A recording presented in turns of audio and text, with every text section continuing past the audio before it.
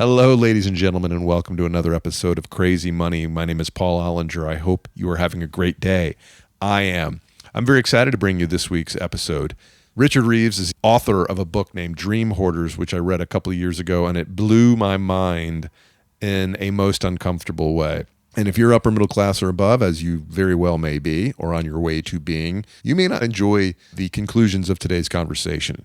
In fact, my guest says that his research ruins dinner parties with many of his affluent friends. Why? Because he studies how the upper middle class keeps all the societal goodies to themselves and doesn't share with the other kids. It's something we don't like to talk about. We all want to believe the United States is a meritocracy and that we all earned our success. I mean, I did. I studied hard. I stayed up late as a kid. Clearly, I earned my success. Politico magazine named Richard Reeves one of the top 50 thinkers in the United States. He is a fellow at the Brookings Institution, where he directs the Future of the Middle Class initiative and co-directs the Center on Children and Families. His research focuses on middle class inequality and social mobility. His writing has appeared basically everywhere: New York Times, Guardian, National Affairs, The Atlantic, and the Wall Street Journal. His book, Dream Hoarders, was named a Book of the Year by The Economist and a Political Book of the Year by The Observer. Richard is a British American. He was Director of Strategy to the UK's Deputy Prime Minister from 2010 to 2012 and has a very long list of prestigious past titles in and out of the private sector and the public sector. He's a former European Business Speaker of the Year and has a BA from Oxford University and a PhD from Warwick University. I thoroughly enjoyed Dream Hoarders. In fact, I had recommended this book to several other people because I thought it was an interesting commentary on how the world works. And I'm doing this podcast to try to become smarter about how to be a human being, how to be a good human being, and how to understand the world. Sometimes arriving at that knowledge comes about by traveling an uncomfortable path. And sometimes we got to look at the way things really are, and we're not always going to like what we see. I thoroughly enjoyed our conversation. I must say that even though Dream Hoarders made me uncomfortable, it really made me think, and that's a good thing. Richard's ideas are worthy of your time, especially since they might just be accurate and true. Please enjoy this conversation with Richard Reeves. I actually wrote a separate piece where I lamented the plight of the net jet poor. These are the people who were so poor that they didn't have their own jet. They had to share a jet using net jets. And actually for those people, if you only ever look up, you'll always feel poor, right? And so it's basically, but if they seem like they're in the stratosphere, that probably makes you even angry. And the danger with that is it kind of doesn't make you attentive enough to your own position. And if you just spent a little bit of time looking down, maybe you'd feel differently. My name is Paul Ollinger. I'm a stand-up comedian with a background in the corporate world. I hit the lottery when I worked at a small company called Facebook.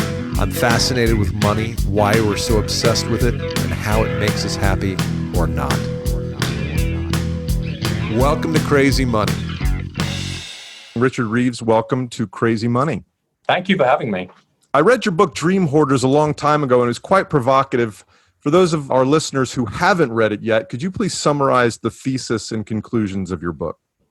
What I argue is that the inequality problem in America is a class problem. And I mean that in two ways. Firstly, that this is not just about a tiny sliver at the top of the income distribution. It's not just the top 1%. It's a much broader group than that. It's the top 20% of the population. I call them the upper middle class. We can argue about definitions if you like, but it's the people who are kind of comfortably into six figures, probably four-year college degrees, and their incomes have been rising pretty well over the last couple of decades. When I say they, I mean us. I mean we, typically, because almost everybody talking about this, arguing about it, is in that category, that top kind of 20%. So that's number one. And then number two is that there are various ways in which that group, the American upper middle class, are hoarding opportunities. They've become, to use the title, dream hoarders. And they're doing that in a couple of ways. One of which is through straightforward opportunity hoarding, which is by rigging certain markets or policies in their favor, like higher education admissions, housing, internships, etc. And the other is through what I call market meritocracy. And that's by just ensuring that if you're going to have a market-driven society that's rewarding skills, that you just invest very, very, very heavily in your own kids' skills so that they will almost automatically do better. And both of those forces lead to growing inequality, not just now, but tomorrow. And you're seeing this increased intergenerational inequality where poverty and affluence and education are handed down generation to generation. And that's what you call a class-bound society. So the upper middle class, that's the top 20%. And you make a distinction between not lumping the 1%, the evil 1% into the top 20%. Can you tell us why you did that? Well, because I think the debate about inequality has become dominated by this, we are the 99%, it's just the top 1% who are the problem.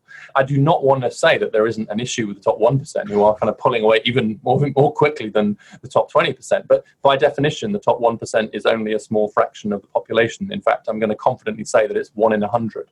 And so you're not talking about a huge swath of society, and you're not talking about a group that can massively affect education markets or housing markets or who run everything. And to get to the top 1% now, you need a household income of close to $500,000, depending on your household size. And so these are clearly people with kind of lots of money. They are doing very well, etc. But the reason I wanted to interrupt that was because they are not just the only ones who are pulling away from the rest of society. Even those of us who are somewhat further down the distribution are still doing pretty well. The median income of the 19% below is about $200,000 a year and rising reasonably well, unlike that for those below. And it's a little bit convenient for those of us who are in that kind of group below to just point our fingers up and just say, it's just them, it's just the nasty 1%. I tell you what, especially if they went to college with us, they're the ones that really piss us off, because like, hold on, I was at college, how come he's so rich? And so you get this kind of incredible class warfare between the kind of really rich and the merely rich. And that's and I wanted to puncture that because I just think it's too self-serving for those of us who are just doing really well to just be only angry at the people doing really, really, really well.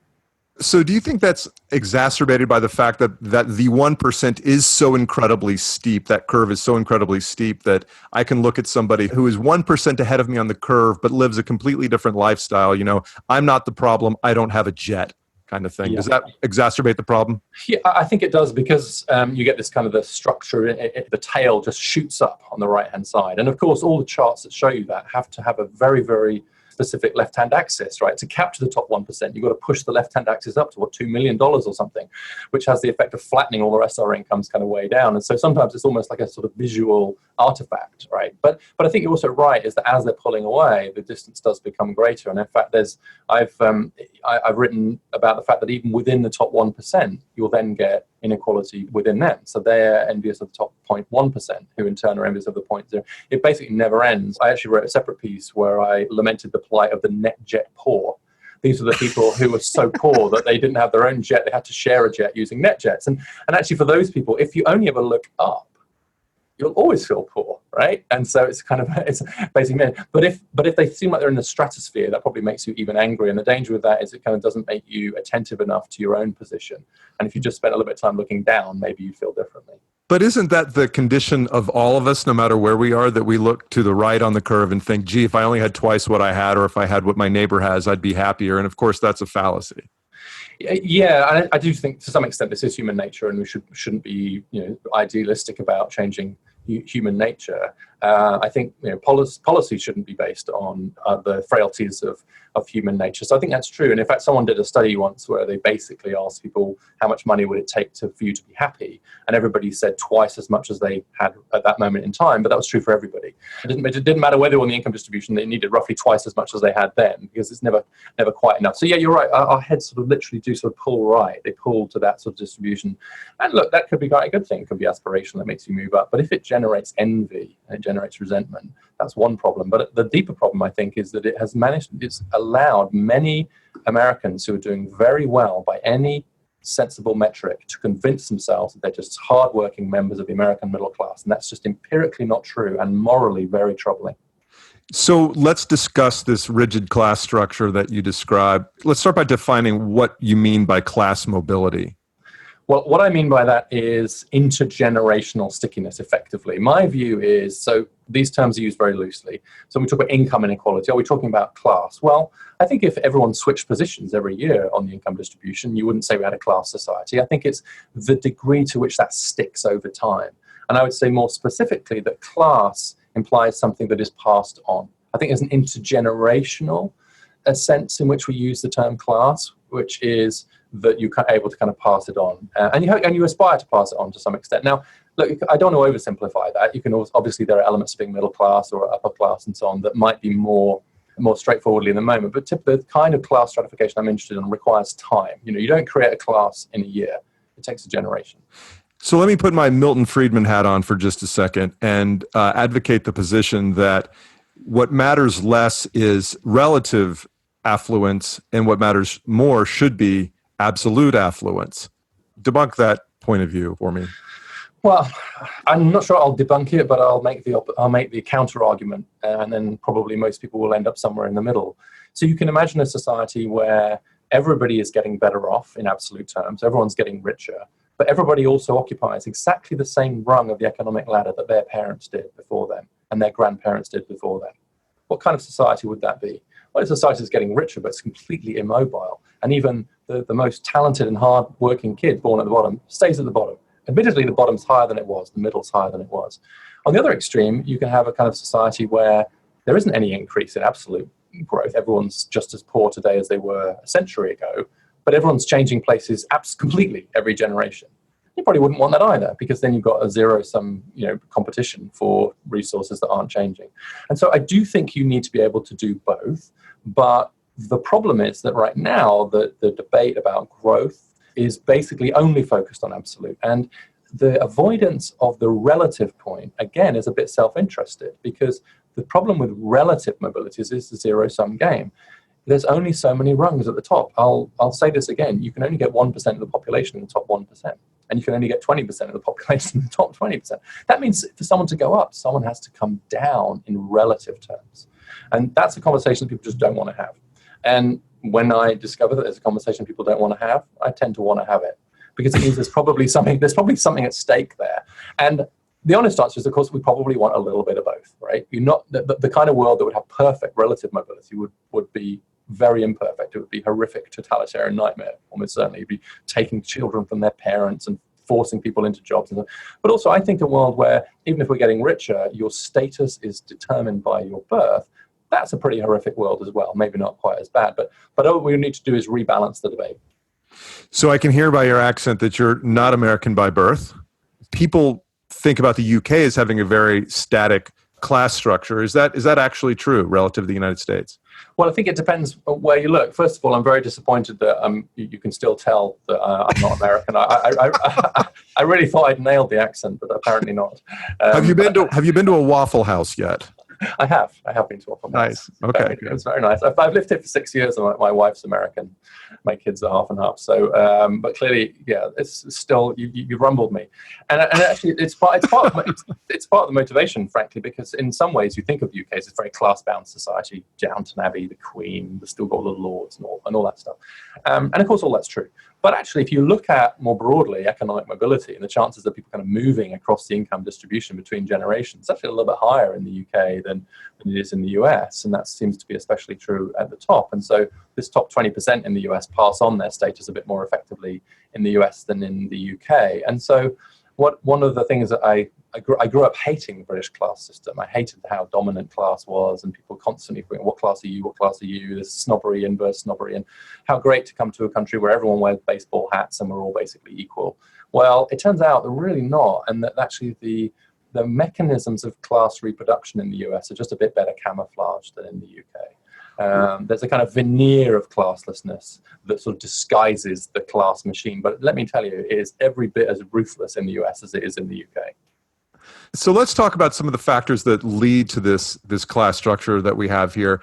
You have a quote in the book from Adam Swift that says, "What one's parents are like is entirely a matter of luck. What one's children are like is not." What impact does parenthood and marriage have on this class structure that we have? Well, the class gap in family structure is wide and growing. And it's interesting that now you're seeing marriage is strongest at the top of the distribution. It used to be the case that middle-class Americans actually were more likely to be married than those at the top. That's now reversed. And so actually marriage is not declining at all among college-educated Americans or among those in the top 20%. It is declining for other Americans. And so the question then is like, what does marriage matter? And it turns out that marriage matters mostly as an expression of you've planned your kids, you've decided to have the kids together, you're ready to have kids, you're committed to the idea of raising your kids together. And so it's a kind of signal of parenting commitment and there's kind of long-termism. And so what that means is that the skills that kids develop, the kind of environment they grow up in, is much more conducive to them able to kind of learn and develop. And that there's nobody across the political spectrum that doesn't think family stability isn't important. And to the extent that you provide that through certain institutions, that matters too. And so that just that in a sense, that's one of the factors that contributes to this intergenerational inequality. And that's not to say there's anything bad about it, quite the opposite. Obviously, these parents are doing the right thing by trying to provide this kind of stability for their kids. But the implication of it for the kid, who, again, going back to Swift, doesn't choose their parents, it is profound, because it means that if the dice rolls the wrong number for you and you end up in a different family, then your chances of developing those skills are much less. And there's nothing inherently fair about that. One might argue that staying married is a benefit that's available to anyone. If a faithful marriage is arguably available to anyone, what are the factors that create lower long-term family structures in the bottom 80%? Well, I agree with you that it is available to everyone. And I think that the push towards intentional and committed and engaged parenting is for everybody. And I don't think that there should be any embarrassment about saying it is better to be an engaged parent. It is better to be committed parents. It is better to spend time with your kids. And it's better to try and provide a stable environment for them. I think to claim otherwise is to fly in the face of the evidence. So then the question is like, well, what's changed? What's changing? What's apparently making it harder for some Americans, middle class and poorer Americans, to kind of create those stable family environments? And here I think the economics and the social factors kind of reinforce each other. Because if you don't feel economically secure, then you're much less likely to be kind of making those committed relationships with kids. If men in particular have seen their wages dropping and men still have an expectation of being able to earn a certain amount of money, and women may have it of them, then that will undermine marriage as well. And in the meantime, you're still seeing people having relationships because people want to have relationships and people want to have sex. And then what's happening then is sometimes the result of unintended pregnancy is that you have a child you shouldn't necessarily be ready for. You try and make a go of it, but it doesn't necessarily work out. And so you get much more turbulence. And so what I'd say is that economic volatility and social volatility, economic security and social security, they do kind of interact with each other. And basically the conservatives are happy talking about families and marriage and commitment, and the liberals are quite happy talking about low wages and cycles of poverty and so on. But ordinary people are well aware that both of those things matter and that they interact with each other. Can you tell me more about the concept of assortative mating and how that perpetuates, how that creates a glass floor for those families at the top of the scale? So it's one of the least romantic phrases in sociology. is the phrase assortative mating. And I'll just say to anybody listening, don't use it on your online dating profile. Don't say, Princeton grad seeking to assortatively mate with similar Ivy League educators. Even if that is what you're doing, just don't say it. And certainly don't use the phrase assortative mating. It's a real buzzkill. On a first date. I think it's a great pickup line your freshman year in college. You meet some attractive person and say, how'd you like to engage in some assortative mating? I'm sure there are some sociology majors who are using that line as we speak in a bar somewhere. That is long-term thinking, And what it refers to, this unromantic phrase, is the tendency of people to marry someone like themselves. And what it used to mean more of is someone who actually more of a similar race or similar religion. What it's come to mean more actually is someone of a similar educational background. And one of the consequences of the huge increase in women's education, both numerically and qualifications, has been to allow for much more matching at similar levels of education. And so you're seeing kind of those four-year college degrees or more tending to end up with those at similar levels of education. And what that means is that you've got these families that can double down on the advantages of having a four-year college degree. I mean, just bear in mind that the only men in the economy to have seen an increase in their wages in recent decades are men with a four-year college degree. Women with a four-year college degree have seen an even bigger rise, but they're the only men. And so you then put those men and women together in the same household, and what it means is you're effectively doubling down on their wage advantage. And so one way I like to think about inequalities is a combination of wages and wives. So you're seeing increased earnings inequality within educational categories, but then if the women who've got those educational categories marry the men, then at a household level, the income gap grows even further. And so that tendency to marry like with like by education levels is actually exacerbating inequality. And you're creating these financially just very strong households that can provide every economic advantage for their children. Thus, the cycle repeats itself. Yeah, that's right. And also it means that they get more choice. And so one of the most interesting findings recently is that women with four-year college degrees actually go back to work a little bit more slowly than those with less education after their first child, which doesn't make any economic sense at all. Economically, the textbooks would tell you they should go back to work faster because the loss of earnings is greater. But actually, they want to invest more time with their kids. And it's true of some men too as well. And why? And that's because they think that investing time in their kids, engaging with their kids, especially in the early years, is really important for their kids' outcomes. And guess what? They're right. They've read the memos. They're reading all these Brookings reports on how important parenting in early years, at least I hope this is what's happening. Yes. But so they sort of, they've read the memo about the importance of parenting, and they're doing a lot more of it, and they have the economic resources to do that. So along those lines, I have a pre-recorded question from my 8-year-old daughter who wanted to chime in and know where she sits in this whole thing. So this is Izzy Van Ollinger. Dr. Reeves, should I be penalized just because I have awesome parents? That's a great question. Should I be penalized for having such awesome parents? Well, first of all, congratulations on being awesome parents. And can I tell you that my kids are somewhat older than yours, and it's a long time since I've heard a sentence like that from the lips of my own children. So it's heartwarming. Trust me, it doesn't last. She read the script, and the bloopers will be at the end of this episode after the credits. So. So the answer is that no, if you have awesome parents, then that makes you very, very lucky indeed. As it happens, I had awesome parents as well.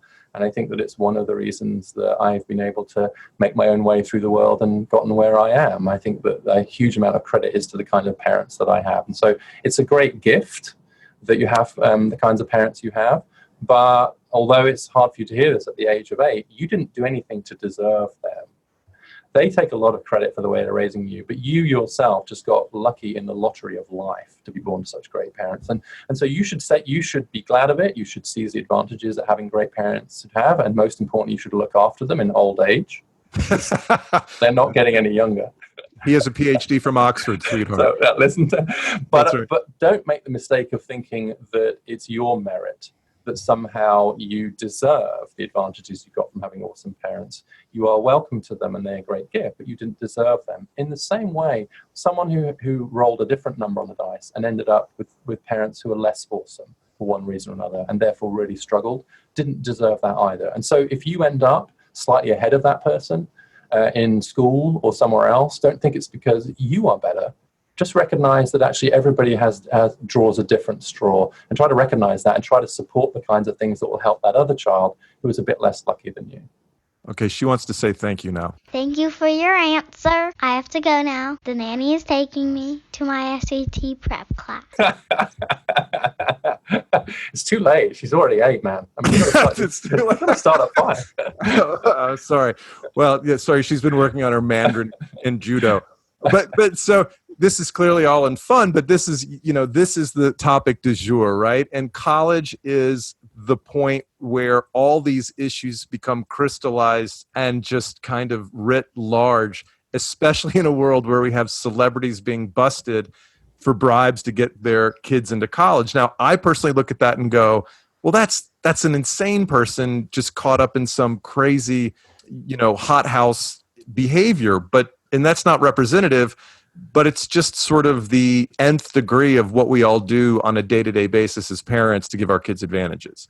Yeah, I mean, I think the Operation Varsity Blues sting that caught all these celebrities in the college admissions scandal revealed something very interesting. It was the lengths that parents will go to play this game.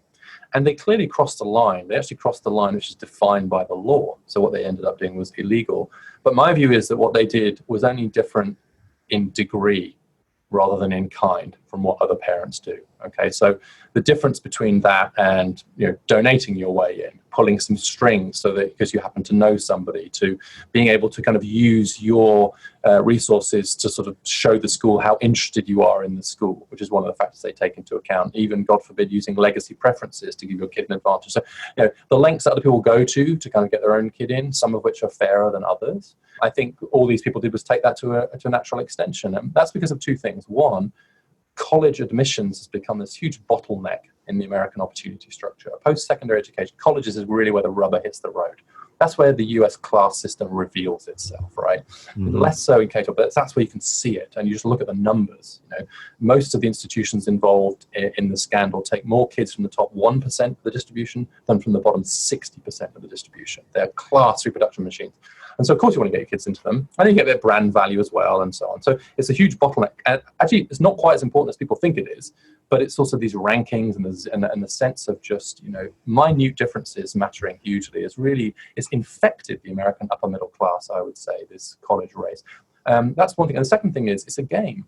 It's so complicated. It's so opaque. It's so open to abuse that if you create a complex, difficult to understand game around college admissions, and of course everyone will game it, and then some people will cheat it. And I think to some extent, what we've done is we've become accustomed to the idea that these college places are for sale, one way or the other, whether you're buying extra prep or you're buying through donations or you're buying a plane ticket to go visit it or you're buying it through. And as soon as you've accepted that to some extent they're for sale, should it be any surprise that some people try to steal it? Because we've commoditized it and we've made it so unmeritocratic that in some ways you can't sort of blame these parents for just going the extra mile. To be clear, they're criminals, should go to jail, but their behavior is explicable in the light of the system we've created. It doesn't happen anywhere else in the world. So not to put you on the spot, but this raises the question of how should we and how will you address the game of college admission for your own kids, at the same time trying to play it fair and giving them every chance they should have? I've cheated. So my first two have gone to college in the UK. Which has just a straightforward admissions procedure. It's very simple. You get these grades, you get in. You don't. We don't care about anything else. We don't want an essay. We don't want to know whether you played lacrosse. We don't care whether your mum came here. We just don't care. The form's it's like a 2-page form, in or out. And so that's but the third, my youngest is actually he's a junior now, rising senior, is going to apply to the US system. So I am going through that. I think it's just a question then of kind of where do you draw the line? And it's the line that I try to articulate in my book is between wanting your kids to succeed in the meritocracy of the labor market by just giving them as much skill as possible, right? So does that mean if they're struggling in a particular subject, you get them extra help if you can afford it? Yes. Do you pay for kind of online SAT prep courses? Yes. Do your kids actually use them? No, in my case. Was it a waste of money? Yes. But it's there, and actually so. But then there's another set of that, and I've made this very clear to my kids. In fact, I said it publicly to one of them. I will never help you get an internship. I will never help you get a job. I will never help you get a college place, and neither your mother or I will ever do that. She used legacy preferences. She went to US college. I know lots of people that could probably help in this kind of world, but I will never do that because that displaces somebody else who would have otherwise gotten it. Now, you may well get it anyway, just because you've had so many advantages. The thing is that the kids who we're talking about have so many advantages already. Izzy being a kind of good example, but my kid's the same. That actually to say on top of all these other advantages, we're also going to rig the system in their favor is, in my view, rubbing salt in the wound. Right? It's not as if they weren't going to succeed anyway, to some extent or other. So what it means is that maybe they're going to go to your excellent public 4-year university rather than an Ivy League. Well, boo-hoo. They're going to be fine. And what that means is that the kid who was otherwise going to get to the Ivy League, who your kid displaced, does get to go. And that's net good for society. So there are some remedies that are being made by the institutions involved. For example, the College Board, who administers the SAT, is introducing an adversity score. What do you think of those efforts? Yeah, well, they don't call it the adversity score, actually. That's what it's been labeled. But but it doesn't matter. Everyone else does. It's too late.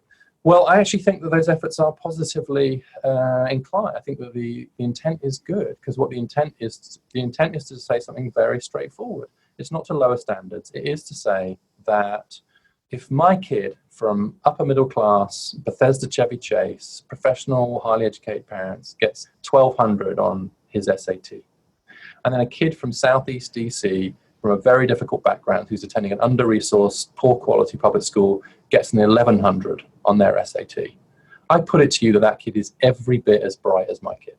Probably more, right? Maybe 1,000. We don't know. It becomes an empirical question.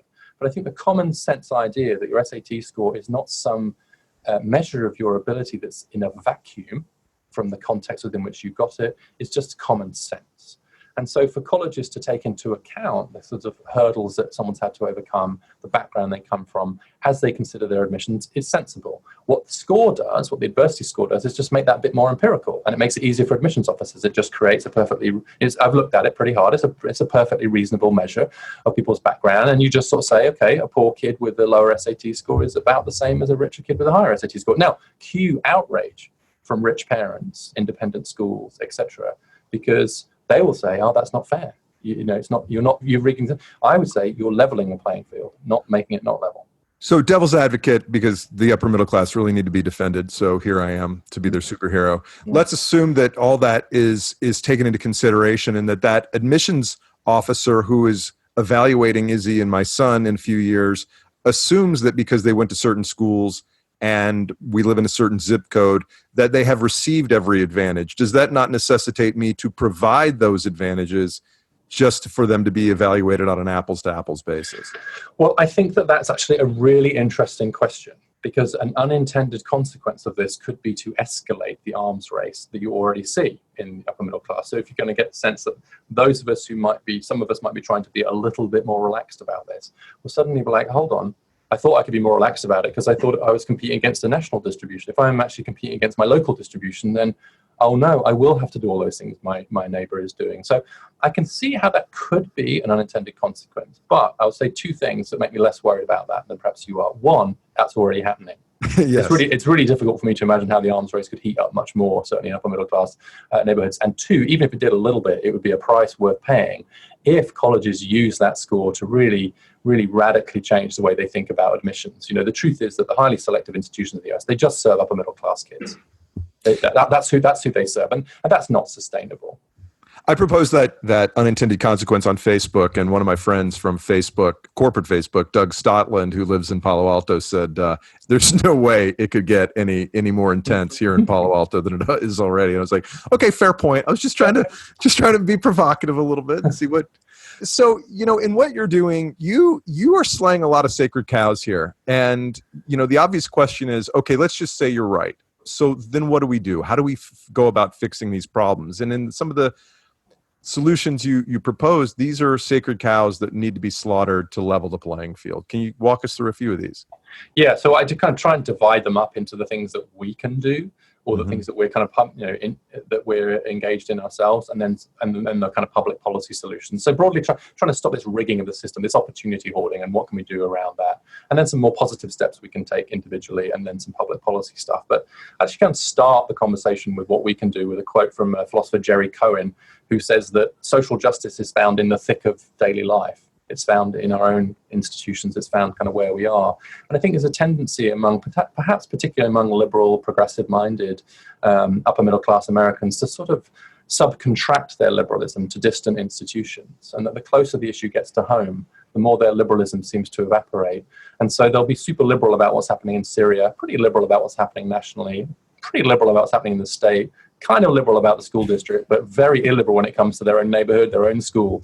And I've really noticed that there's a kind of linear relationship there. And it does mean we do have to kind of start where we are. So the sorts of things we should be opposing are legacy preferences in college admissions. They have to go. They will go. There's no question about that. And those of us in a position to do anything about it should just refuse to engage in that practice, encourage our kids to do the same. Don't give a single dollar to your college unless they get rid of, at least until they get rid of legacy preferences. Even better, give the money to the local community college that has barely a dime, rather than to the expensive colleges most people kind of went to.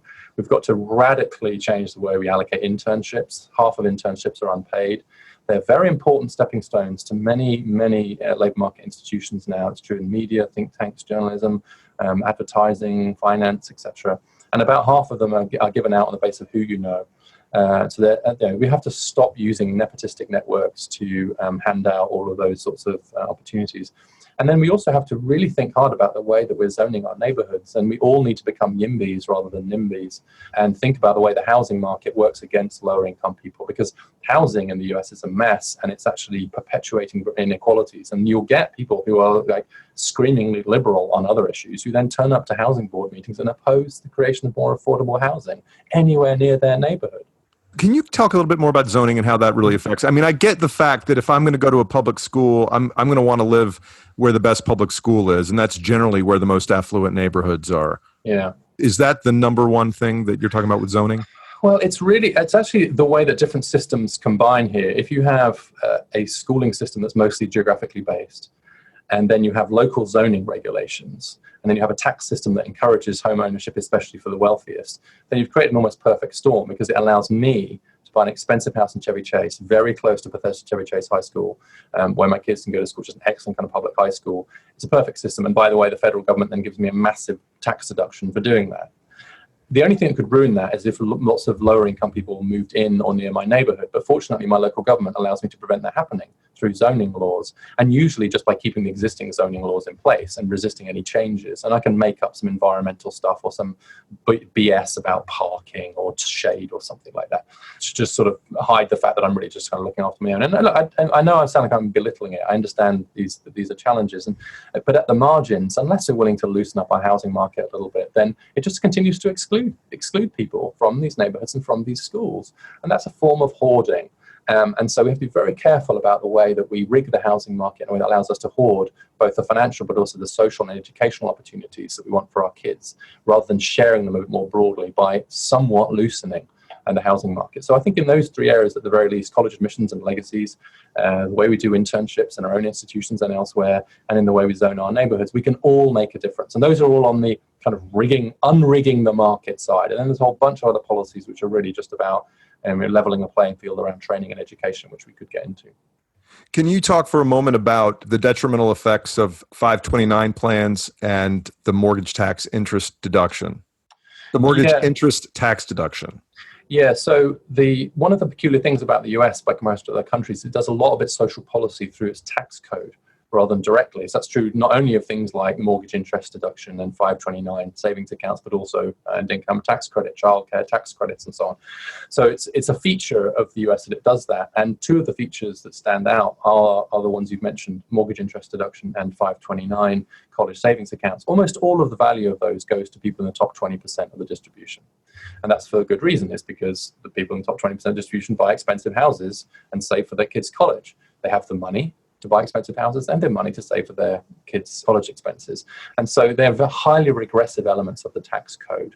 And they also don't really change behavior very much. They don't really encourage home ownership.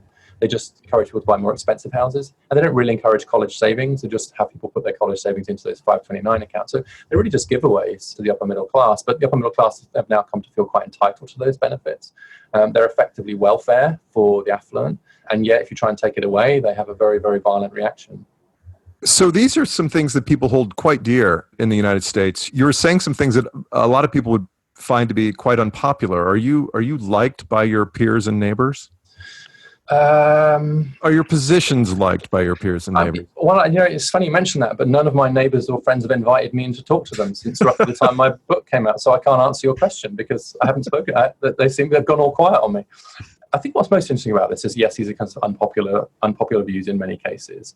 But what I've discovered is that very often some of the views and positions people take on this, they're just taking them without necessarily having thought that hard about them. In that sense, they're not to be blamed for them. And so, of course, you'd get your kid in using legacies. And of course, you don't want lots of low-income housing up the road and so on. But then if you say, oh, hold on, let's just walk that through, then you can at least have a conversation about it. What I find most interesting, though, is that quite often it's the sort of free market conservatives who are most pro it, because they're more in favor of freer housing markets. They tend to be more meritocratic. And it's very often it's kind of progressives and kind of liberals who've got themselves tied up in a knot about this. And I think they kind of almost feel a cognitive dissonance. I think at some level they kind of know that some of what they're doing is contributing to the very inequality that they rail about. So, they'll be tutting over inequality as they sit in the car outside the house where their child is having their SAT prep, as they read the New York Times editorial. That's kind of the picture you have in your mind. They've got signs outside their front door saying hate has no home here, everyone's welcome, but then they turn up and oppose zoning. And so there is this kind of, and I do think at some level quite a lot of people have that dissonance. And in fact, one of my colleagues at EJ Dion, who writes for the Post, is a colleague here at Brookings, he said to me, I've come to realize that I spend all day declaiming against inequality and then every evening and weekend adding to it. Yeah, it's kind of, we our son has a summer birthday, and so we did the math on holding him back when he was in pre-K, And I was thinking to myself, well, on the macro level, I don't really like this policy, but I don't give a shit about macro issues when I'm dealing with my own child. I'm thinking about his welfare and his welfare only.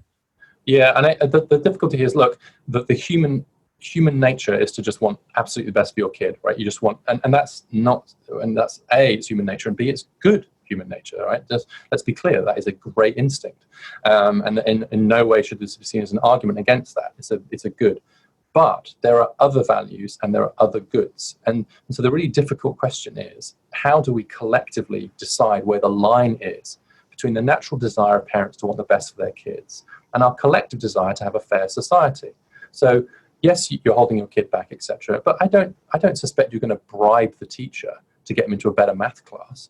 I don't expect you're going to kind of bribe a coach to get him. I don't expect you're going to cheat. I don't expect you're going to do that. I expect you're going to, and so actually there are limits, right? And so what's the limit? And the limit tends to be agreed through social norms. It tends to be agreed through, what is acceptable and unacceptable. And I use the example of legacy preferences as one where totally acceptable in the UK in the 19th century became unacceptable in the middle of the 20th century, totally unacceptable now. Just, it may be horrific. You'd never get invited to a dinner party again if you were caught trying to trade on your position to get your kid into college in the UK.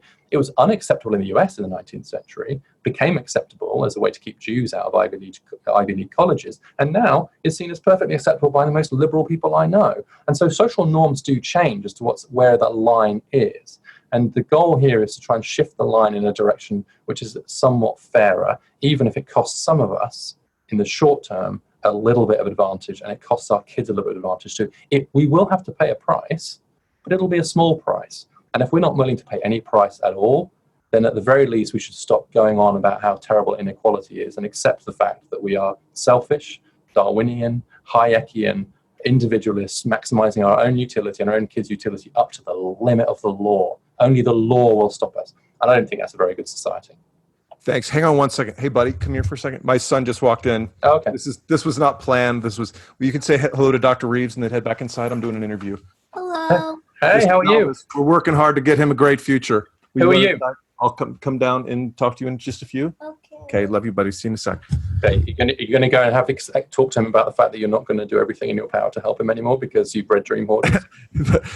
I'm going to consider, while I'm doing everything I possibly can for him, I'm going to have a guilty conscience, and we'll also mentor another child in the process. Yeah. Actually, that's actually one. I have a friend down in Charlotte who does that. He now says that for everything he does, if he gets a tutor for his kid, he tries to get a tutor for his mentee. And actually, I know some school PTAs now. I'm trying to get mine to do this. It's split their proceeds with another school that's kind of hard up and so on. And so I think trying to find ways to make it to just sort of add on rather than take away is useful. I will once again advocate for our number one nonprofit in this house, and that is yearup.org, which is a job training program for urban young adults. And we've found great satisfaction in being a part of that organization, feeling like we're actually making a difference in giving these disadvantaged young adults a brighter future.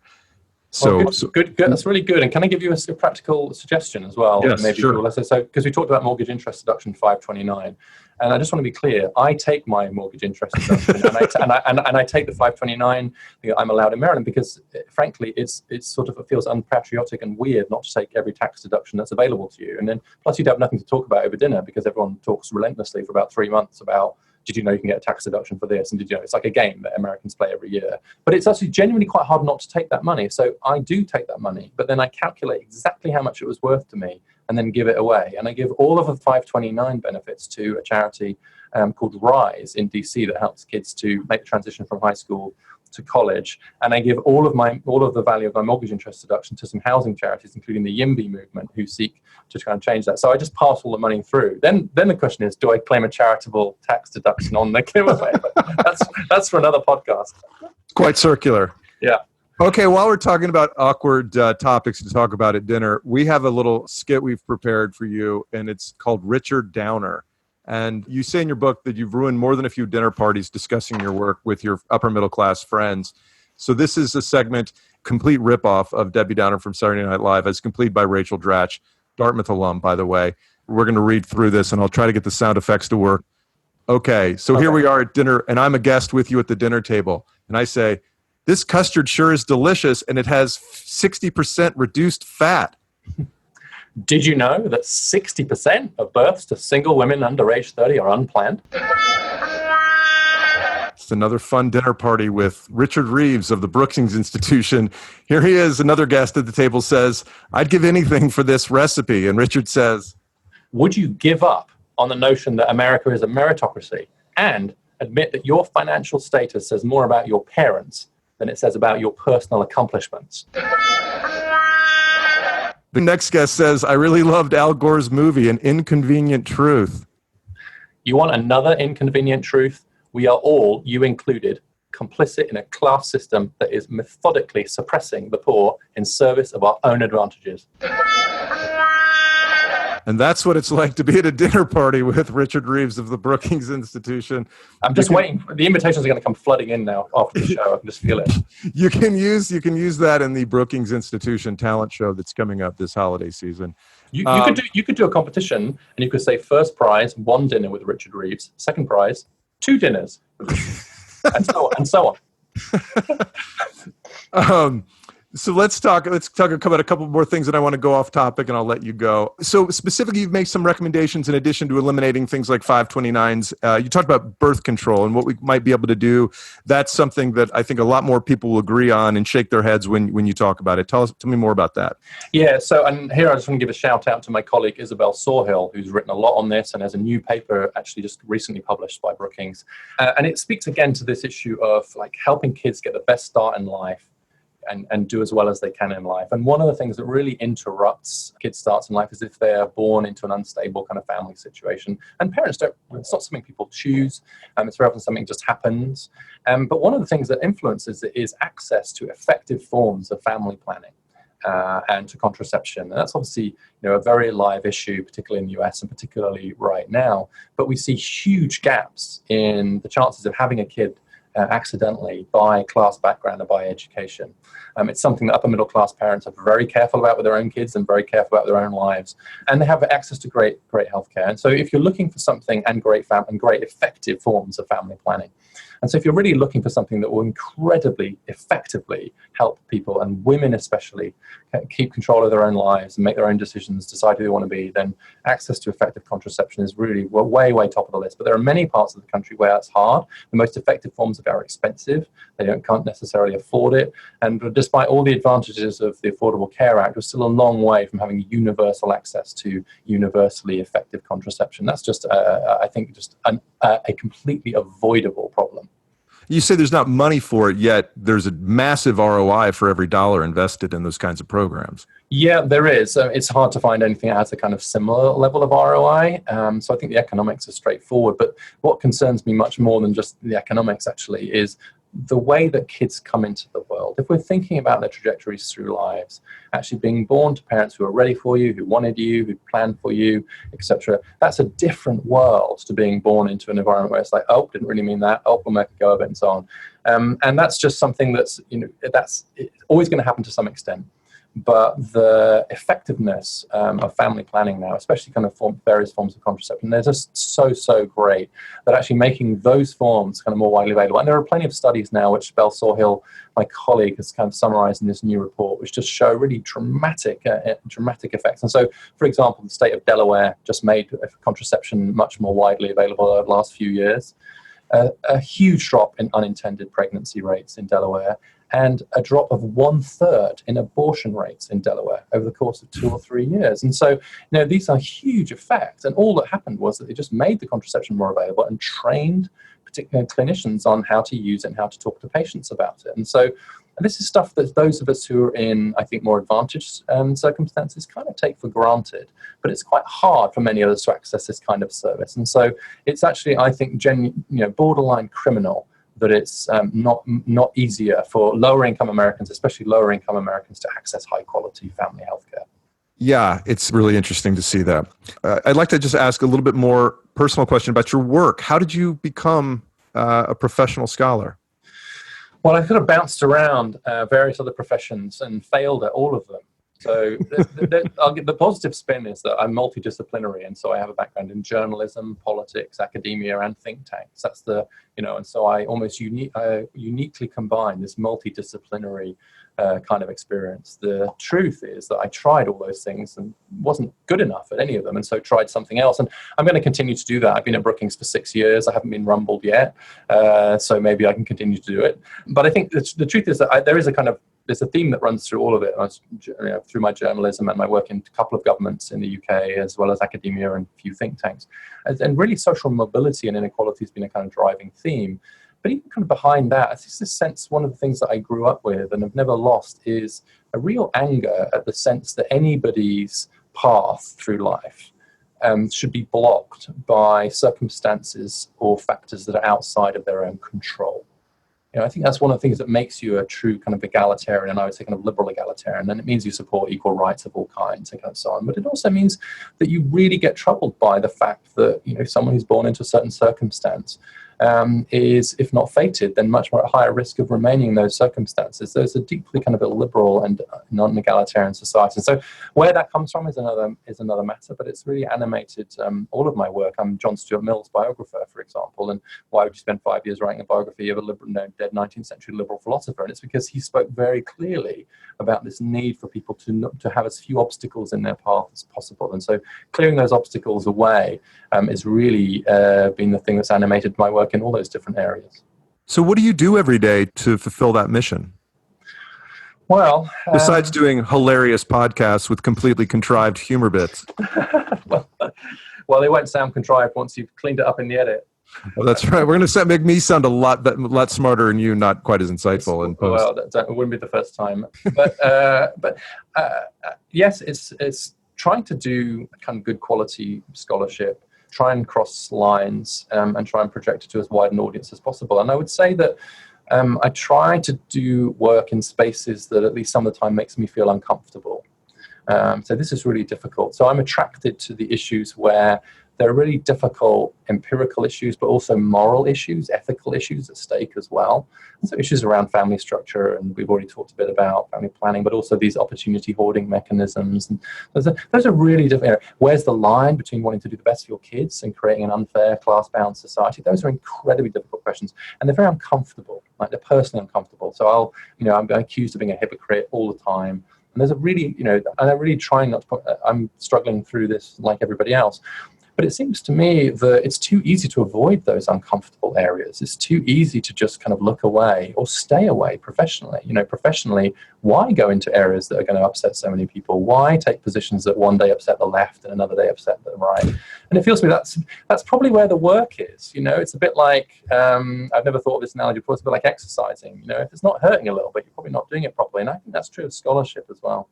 Do you get some degree of satisfaction out of tweaking people's noses about things that... Yeah, I'm a weird mixture of I would describe myself as the worst of all things, a thin-skinned provocateur. I can relate to that. Because I do have a provocative. I do think it's important, and I try to do this in my work, to be pretty, straightforward, and in the knowledge that will be uncomfortable. But then I get a bit upset when people get upset, even though that's what I set out to do. So what I try to do is just to have the presumption of goodwill.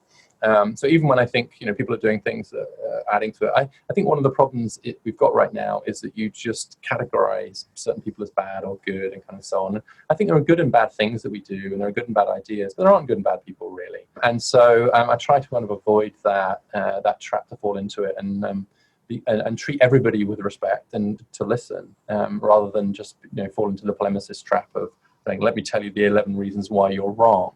Because actually, these are very difficult issues, and anybody who claims to have easy answers is either a liar or a fool or both. What's the most interesting you've read recently? What is the most interesting thing I've read recently? Do you mean book length or academic paper? You mentioned some great work by your colleagues that you're doing, but anything else that you would steer our listeners toward to broaden their knowledge of what you've been working on, or anything else that you're finding interesting? Yeah, it's such a long list of things. And actually, I'm going to choose one that's probably somewhat away from my immediate day job. But Adam Gopnik has a new book out about the future of liberalism. Gopnik is a New Yorker writer. And his book, it's a perfect example of good liberal argument, because he takes the left and the right on a kind of equal measure after having put the very, very best arguments that they can possibly muster. It's called 1,000 Small Sanities, I think. And it's a really brilliant defense of liberalism properly defined. And that's a very rare thing to find. And so it's a great read because Gopnik's a great writer, and I think it's a much needed book. And it has the virtue of not being sort of too academic. And I don't mean that in a pejorative way at all. He's a brilliant guy. But actually what I think liberals need right now, liberals of that league, is they don't need a philosophy lecture. They need a rallying cry. And Gopnik reminds us why liberalism's a good thing.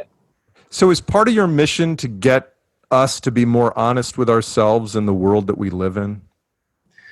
Yeah, I think that we need to look a bit harder in the mirror and look at what we're doing and what we're not doing. And I don't mean that in a way to suddenly come down on ourselves, say everything we're doing is terrible, but just to be more intentional and more thoughtful about what we're doing and not doing to kind of create a fair and a better society, and recognize that although we will always see ourselves, I hope, as part of the solution to society's difficulties, just occasionally we might have to admit that we're also part of the problem.